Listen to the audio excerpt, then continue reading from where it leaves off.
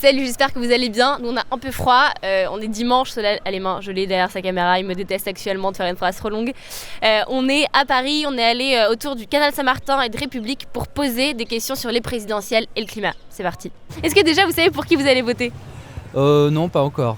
Ouais, je sais pour qui je vais voter, ouais, carrément. Ok. Du tout. C'est pas encore. A priori, encore quelques hésitations, mais a priori, on sait déjà, ouais. Oui, moi oui. T'as Disney ? Non, je sais même pas si je vais voter donc. Et est-ce que c'est plutôt quelqu'un qui va prendre en considération l'urgence écologique et sociale qui est vraiment au cœur de son programme ? Je ne pense pas. Pas vraiment. Ça dépend. Ça dépend. Ça dépend. Dans les choix, ça fait partie des raisons des hésitations. Pas du tout, non. Non, pas du tout. Puis il n'y a rien qui me plaît, mais je vais voter quand même, parce que je veux pas que ce soit les extrêmes qui gagnent. Et est-ce que c'est deux petits loucis qui pourraient être une des raisons de votre changement ? Est-ce que le fait qu'ils vont vivre dans un monde à 3-4 degrés avec tout ce que ça implique de sécheresse, de canicule, d'inondation, tout ça, est-ce que ça peut être un argument qui peut vous faire basculer ?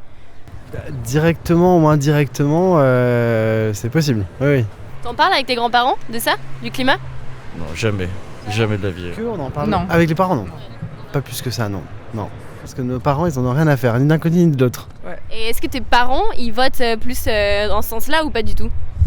Mes parents, je pense pas. Honnêtement, je pense pas qu'ils vont voter dans ce sens-là.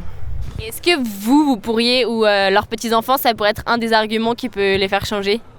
C'est possible, ouais. Je pense que oui. Je pense que plus on va avancer, plus ça va être un sujet important et du coup, qui va aussi impacter le vote aux élections. Je sais pas s'ils vont répondre. Tu peux lancer un petit message.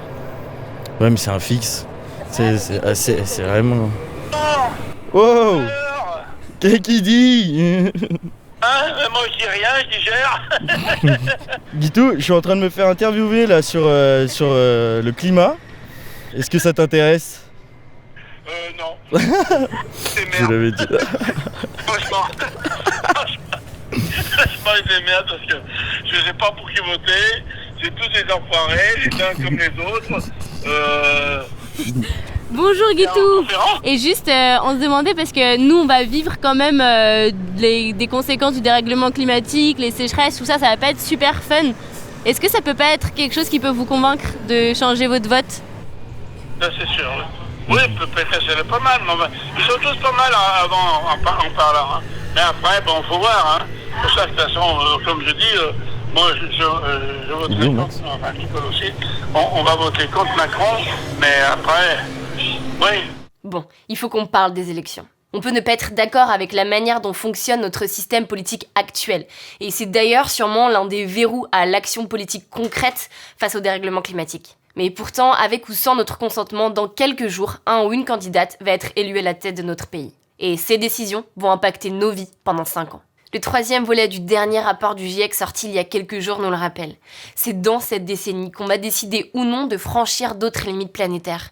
Qu'on va décider ou non, par notre action ou notre inaction, d'enclencher des phénomènes d'emballement climatique contre lesquels on ne pourra plus rien faire. La vie de millions de personnes est en jeu. Et je le rappelle, c'est les plus précaires qui vont vivre et qui vivent déjà les conséquences du dérèglement climatique. Ce qui va se jouer dans quelques jours est donc capital. On va pas y aller par 4 chemins. Tous les experts, les expertes, les ONG qui ont décrypté tous les programmes sont unanimes. Il y a seulement 2 candidats, en l'occurrence, assez sérieux pour faire face à l'urgence climatique et sociale, pour faire face aux plus grands défis de l'histoire de l'humanité. C'est Jean-Luc Mélenchon et Yannick Jadot. Quand on regarde la sociologie du vote, c'est majoritairement notre génération qui vote principalement pour ces candidats qui mettent l'urgence climatique et sociale au cœur de leur programme. À l'inverse, c'est la génération de nos parents, de nos grands-parents, qui votent pour des candidats qui n'en ont clairement rien à faire. Des chercheurs se sont penchés sur le sujet et ont trouvé que la meilleure manière de faire changer un vote, c'est les enfants. A priori, ils risquent d'habiter cette terre encore un peu plus longtemps. Et les décisions qui vont être prises ces 5 années à venir vont directement impacter nos vies. Alors on s'est dit que c'était le bon moment de vous demander de convaincre vos parents, vos grands-parents de voter pour l'urgence écologique et sociale. Alors que ce soit par mail, par téléphone, pendant les dîners de famille, par lettre aussi peut-être. Vous avez le pouvoir de faire changer les choses. Notre génération est celle qui s'abstient le plus lors du vote. Alors n'hésitez pas à inviter vos potes à aller voter. Et donc pensez bien à vérifier où est-ce que vous êtes inscrit, parce que parfois en changeant de ville pour faire nos études ou peu importe, on n'a pas pris le temps de changer de bureau de vote. Si c'est le cas, pas de panique, vous pouvez faire une procuration sur maprocuration.fr, ça prend pas très longtemps mais c'est vraiment le moment de s'y mettre. Et du coup c'est bon, toi t'es inscrite, tout va bien? J'ai fait ma procuration mon cher. Moi, la meuf la moins organisée de France, je viens de le faire, ok? Donc tout est possible. Et aussi, petite anecdote personnelle, si jamais vous avez perdu votre carte d'électeur, vous pouvez quand même aller voter avec vos papiers d'identité. Ça, c'est bien pratique.